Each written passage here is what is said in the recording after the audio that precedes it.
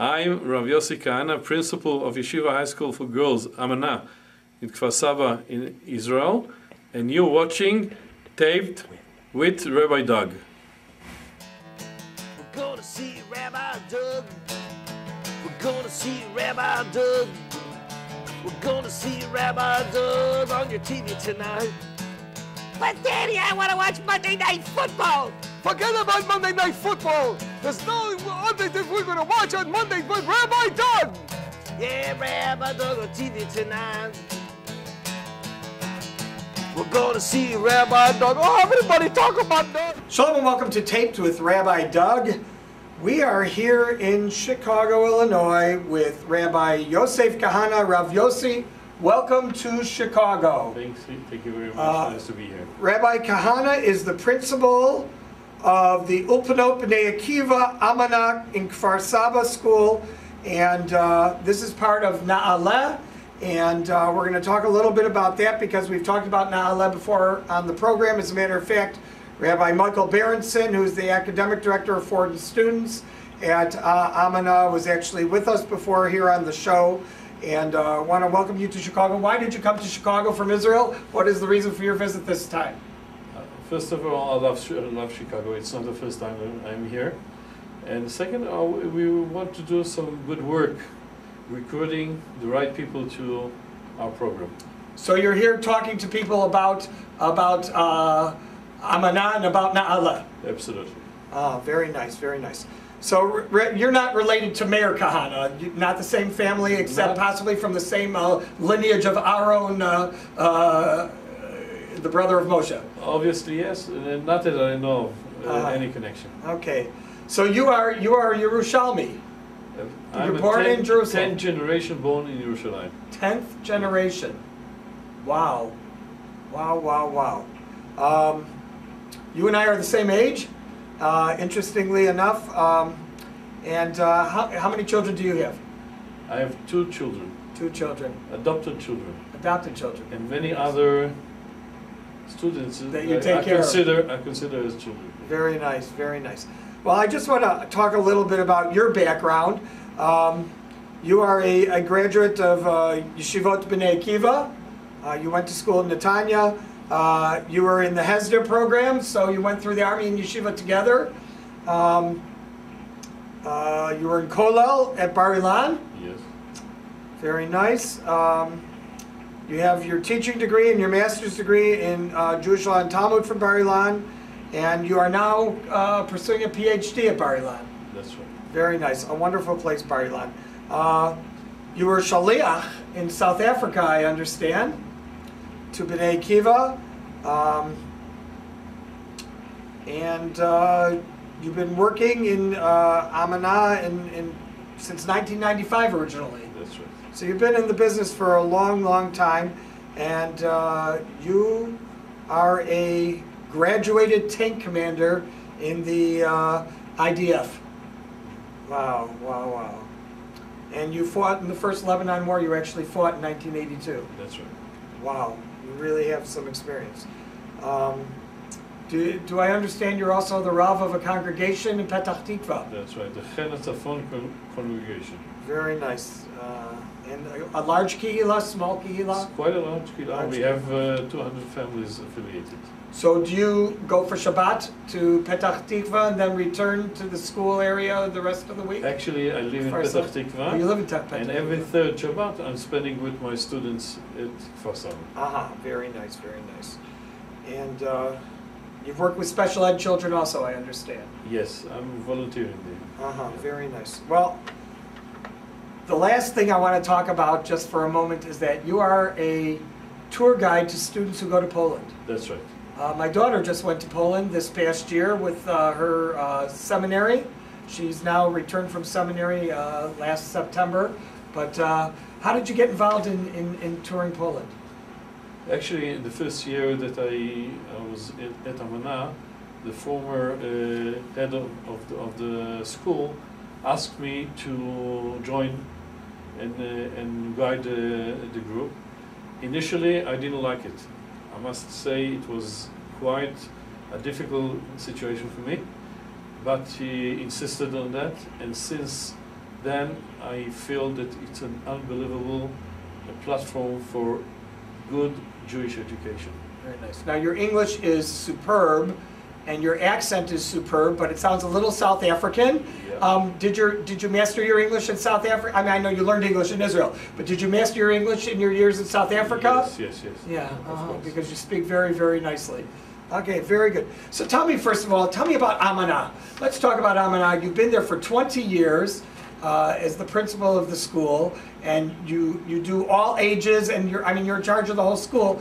What is special about Amana compared to other yeshivot b'nei Akiva and ulpanot b'nei Akiva? What is special about Amana makes it different? Okay, first of all, we just celebrated our 50th anniversary, which makes us a quite aged ulpana. There are few things that are very much create the Amana situation or the Amana platform, and one of them is that we have a dormitory, and from 9th grade upward, everybody is in the dorm. We feel and we know that it's part of higher education for the girls. So even if somebody lives within a kilometer or two of the school, their children will live in the dormitory by being in the school. Let me tell you, even if it's 10 meters from the ulpana, the girl has to be in the dorm. That's part of our life. Okay. Very nice. Bringing in Naale to your school, which is a school of about 500 students, I understand there are 490 Israeli citizens, Israeli students in the school, and 30 foreign students that are part of the Naale program. Tell me how you integrate them, especially the first year when they don't have the ulpan yet and the Ivrit, the Hebrew, mastered. How do you integrate them in the program, or are they separate at the beginning? They're separate only in the class, because the Naale girls need the ulpan, but at the dorms and all the social activities, which are a major part of our community life there, they are together with the Israelis, and within the dorms they are next to each other, and they are creating a very interesting culture meeting. And my students, my Israeli students, are known for their warmth and happy welcoming, and they are very proud to have the Naale girls. And so I want to talk about Ulpanot B'nai Akiva for a moment, because this is the religious Zionist affiliate high school programs that you are under the auspices of, and the children, you're in a girls' school.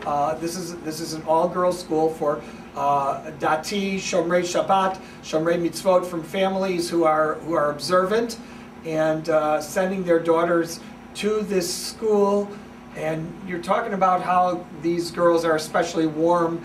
Do you think when these foreign students, these American students mainly, but I know you have Spanish-speaking students, French students, Italian students, and others who come there, when they come in, do they feel like they're, outcasts at the beginning? Does it take a while to warm up? How does it work? Somebody comes in, for years they've been starting in 10th grade in Naale, and I'm going to talk about Naale in a minute, but now they're starting already in 9th grade. So you have these very young girls, 14 years old or so, coming to Israel away from their families, away from their parents, moving into a dormitory with little connection to speaking to their parents every day outside of possibly a cell phone call. Tell me how they integrate in, and how you as the principal make sure that these girls feel at home when they join into the Amana program of a lot of Israelis who've been living in Israel their whole lives. It's a good question, and in the beginning it's quite a cultural shock for them. I mean, the move, which is a very courageous step, but knowing the Israeli girls, which are so happy to have newcomers, okay, and they're wrapping together with the staff, wrapping it with love and care. And I think in a very short time, they're feeling at home, away from home. So your girls, when they graduate, generally go into Sherut Leumi, into public service, or go into the army itself, and so on. Do they stay in touch with you after they leave? I could show you some text that I received just in the last few days. One of the phenomenal situation at Amana, that the connection between us and the graduates is unbelievable. I spend many evenings of my spare time at their weddings, and that's something beautiful. I mean, it's tiring, but on the other hand, it's the most wonderful sight to see. So I will tell you that going on right now, at this very moment as we're taping, a Chicago Amana girl is getting married to a Chicago boy who graduated 8th grade together from Erie Crown Hebrew Day School. Her name is Esther Leah Weinstein, and Jacob Leviton from Skokie. And the two of them, Esther Leah's father was the president of my shul, the first president of my shul. And Joshua, we actually grew up together. He's a little bit younger than me, but we grew up together. And they went on Aliyah the year after she went on Amana. And here they are getting married to Mazel tov. right now in Israel. It's a wonderful thing to hear. Wonderful thing. So let's talk about Naale, because Naale integrating into Amana and the other schools that Naale affiliates with it's an amazing thing. Naale is a program which is sponsored by the Jewish Agency in Israel, and the Jewish Agency sponsors each child, including airfare to Israel and return after school, dormitory, room and board, and tuition for school for 4 years, up to 4 years of high school. And one of the places they can choose is Amana.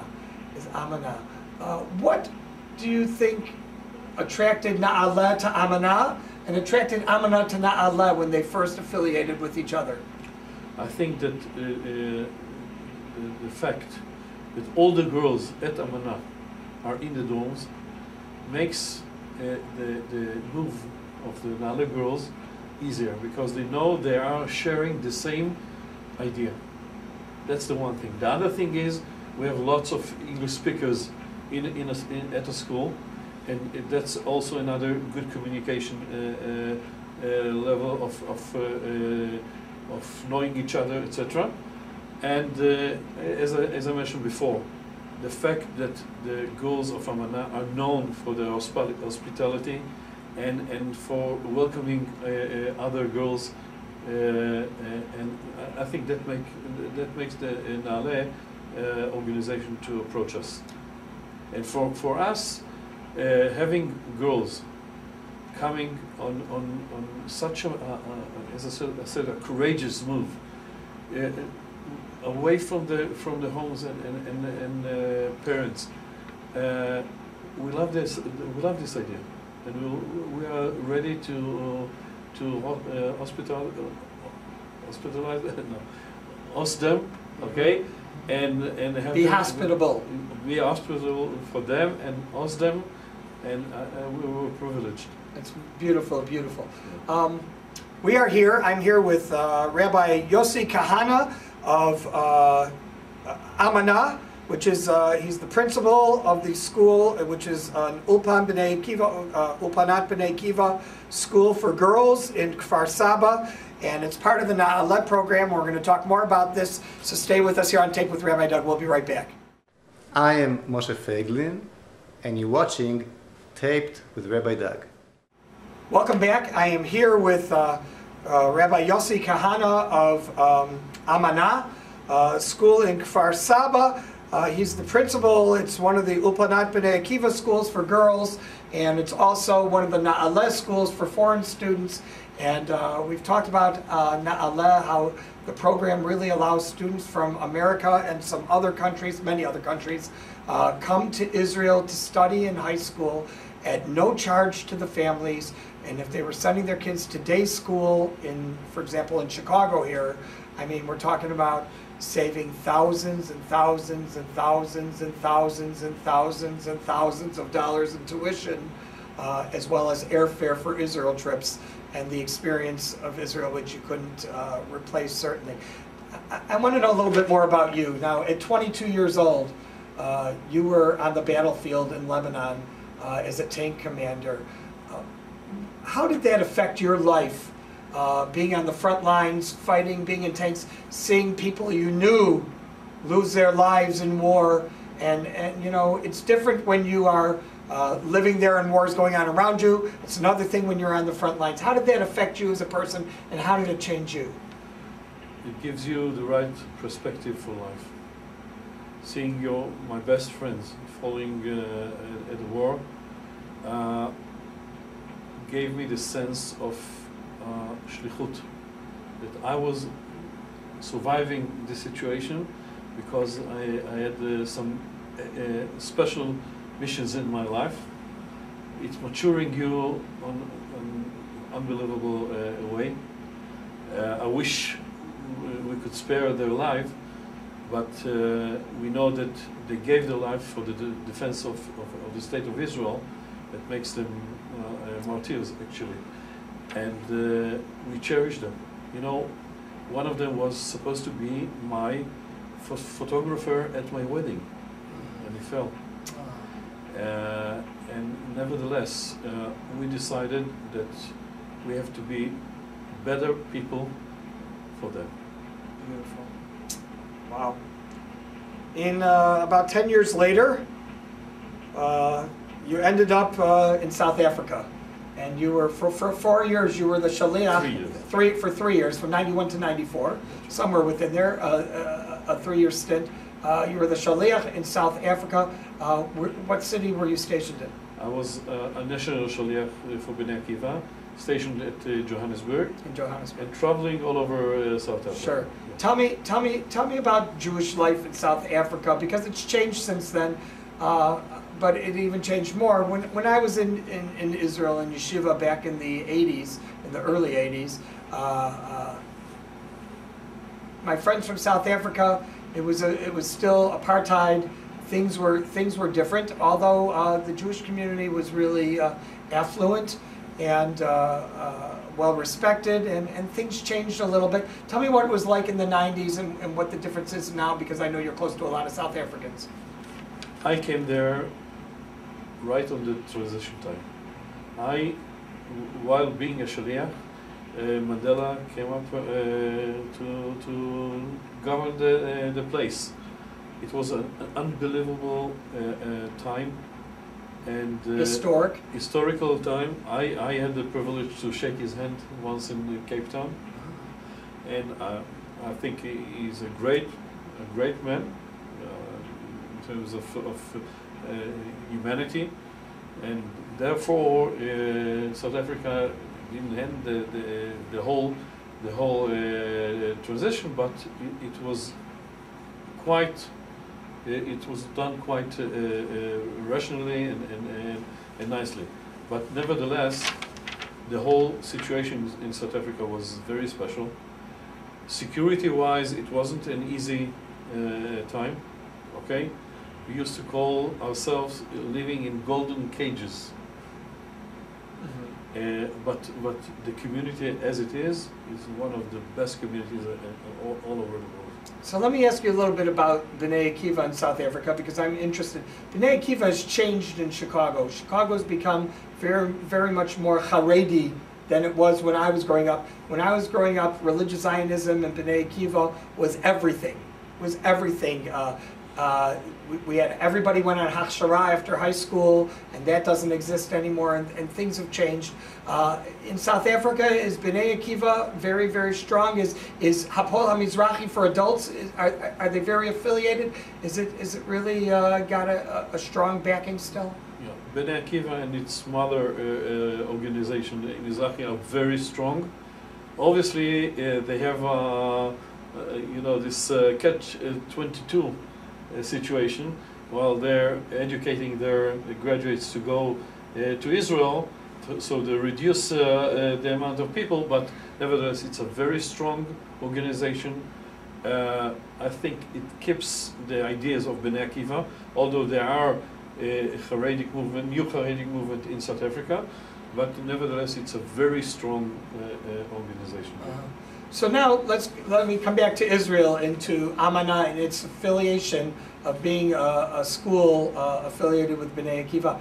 Do you have Bnei Akiva activities in the school that are part of Bnei Akiva? Do they sing Bnei Akiva songs together? You know, what is the connection besides the religious Zionism aspect of teaching and learning and living while you're in the school? Is there that Bnei Akiva education itself, or is it just the underlying theme?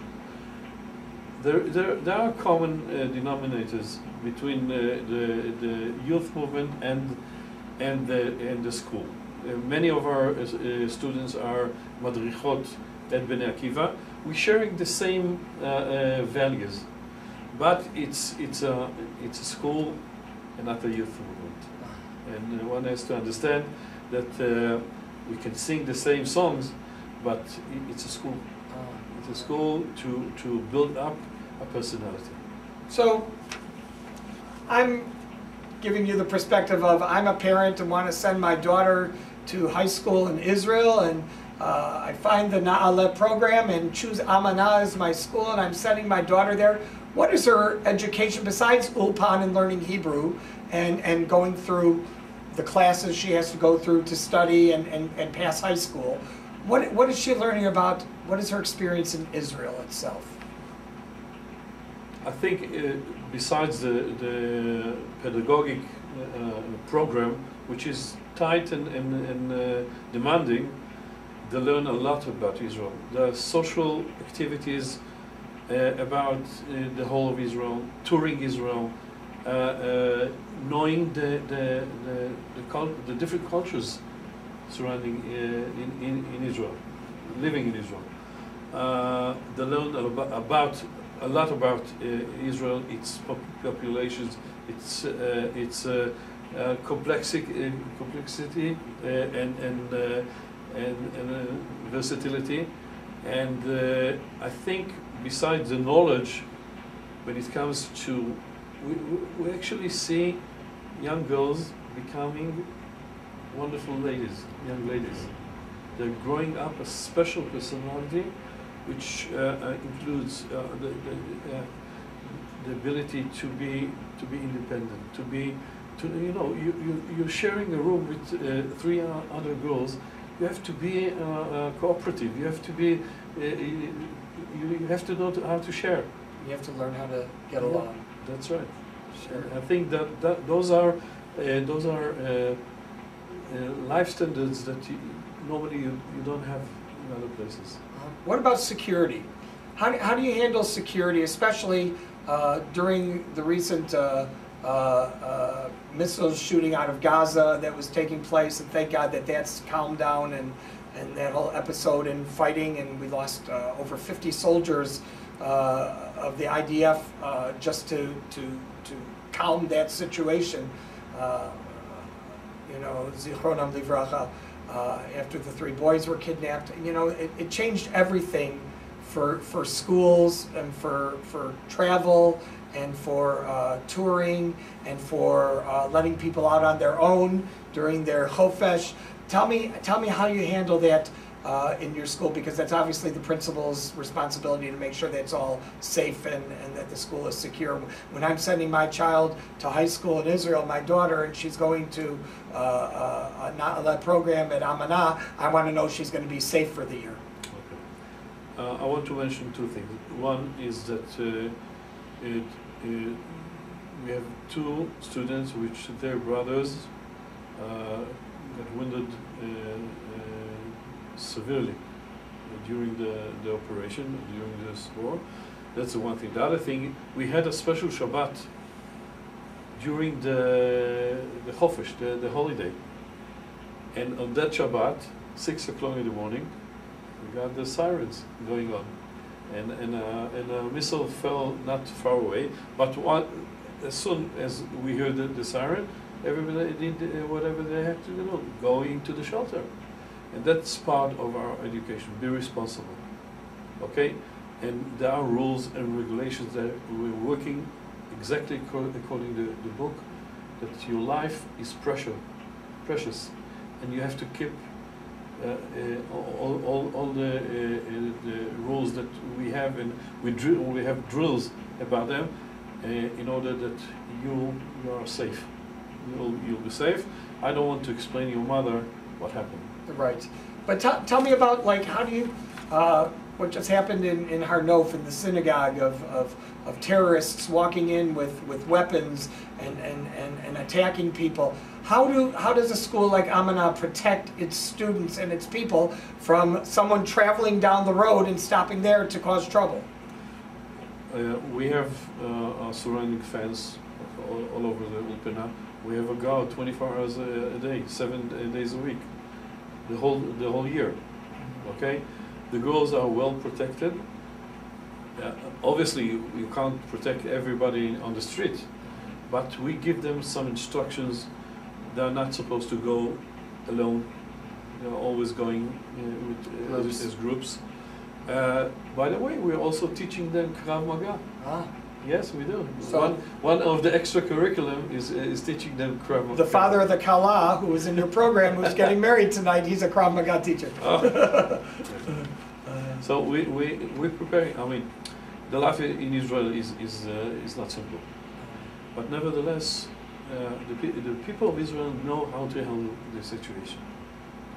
If you follow the instructions and you do what you were told, please God, everything is okay. Well, I can't thank you enough for being on the show here. So interesting. You're an interesting guy yourself, but what you do at Amana is amazing, and having Naale as part of your program is amazing as well. And I'm sure that if you have 30 students this year, next year you'll have 40 or 50. And I wish you much success and hatzlacha.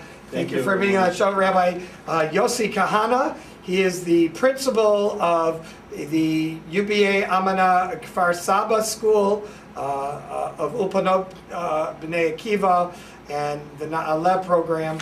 And I want to thank all of you for being with us. Remember, you can check out our website, www.tvrabbi.com, where you can see other shows from the past, including us talking about Naale and Amana with others in past shows. Remember, if you want to send us an email or you want to send Rabbi Kahana an email, I will forward it to him. And the email address here is info@tvrabbi.com. And I know he'll get back to you. I want to thank Gidon Berman for inviting Rabbi Kahana to join us here on Taped with Rabbi Doug. And I want to thank all of you for being with us. Remember, we're on every week at this time. Hope to see you next time right here on Taped with Rabbi Doug. Shalom, everyone. And I'm talking about Rabbi Doug. Talking about Rabbi Doug. Talking about Rabbi Doug on your TV show. Well, he's the rabbi for me. Anytime you need.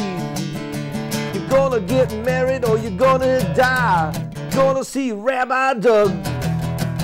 Gonna see Rabbi Doug. Gonna see Rabbi Doug. Gonna see Rabbi Doug on the TV tonight. This has been a Taped with Rabbi Doug production.